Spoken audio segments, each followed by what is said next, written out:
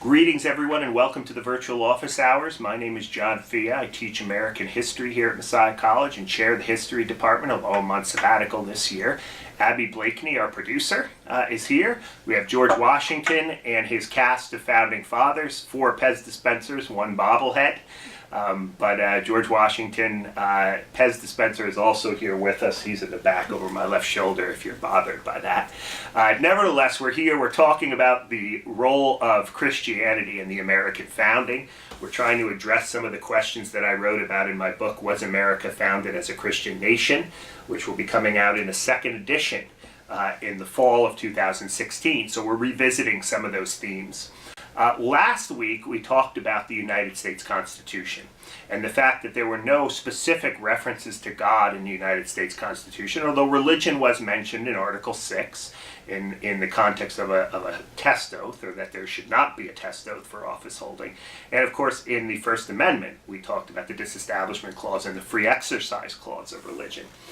So again, it's clear that there will be no established church in the United States under the Constitution, and there will be no federal test for office holding. Now again, that's the federal level.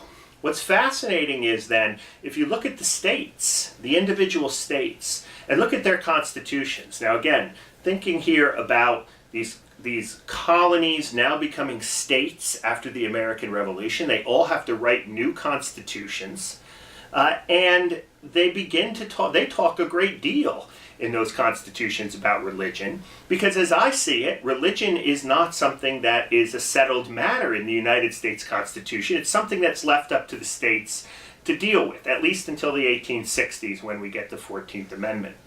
So what's fascinating about this is the kind of varied approach that different states in their constitutions take to the role of religion.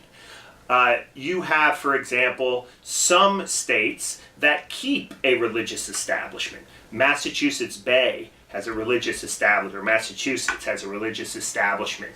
The Congregational Church is the established church officially until the 1830s. Same thing with Connecticut and the Congregational Church until 1818.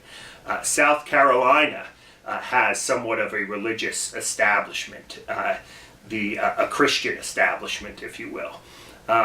So certainly these states are allowed to have established churches, meaning taxpayer money is going to go to fund the ministers of that particular established church. And the idea here, of course, is that an established church is going to bring some kind of moral order to the society, and the government should be involved in promoting religion because religion brings that kind of order.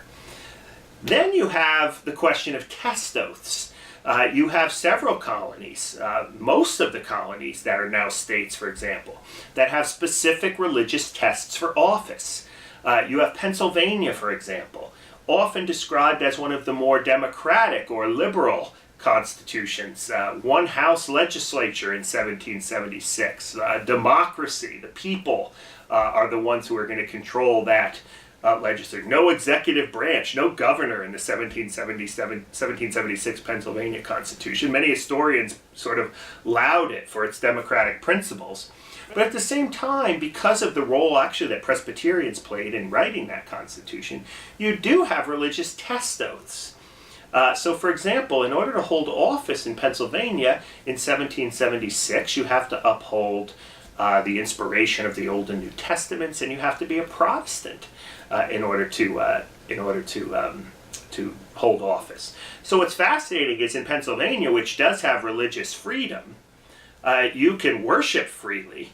So Jews and non-Protestants of all types, Catholics, can worship freely in Pennsylvania without being persecuted by the government, but they're not allowed to hold office unless they can affirm the inspiration of the Old and New Testaments, and unless they're a Protestant. So it's clear in Pennsylvania and in many other states, you can go to find the rest in the book, that it is important that Christians be running the government, people who can uphold Christian belief. So there are test oaths in many of these states.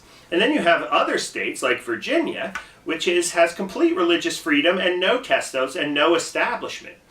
So you have people like James Madison and Thomas Jefferson, especially Jefferson's statute on religious liberty, arguing no test oaths, there's no religious test for holding office, no established church, and you have complete religious freedom. And actually Madison and Jefferson make a very strong defense of this idea and actually win the day in Virginia over the establishment view. Patrick Henry, for example, who believes, they all reject the Anglican Church as an established church, but Patrick Henry believes that Christianity should be privileged.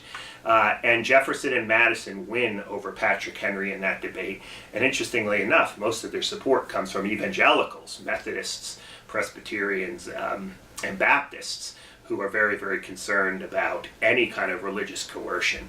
So Virginia is a unique case here. Rhode Island is also somewhat of a unique case. We don't have time to go into that one.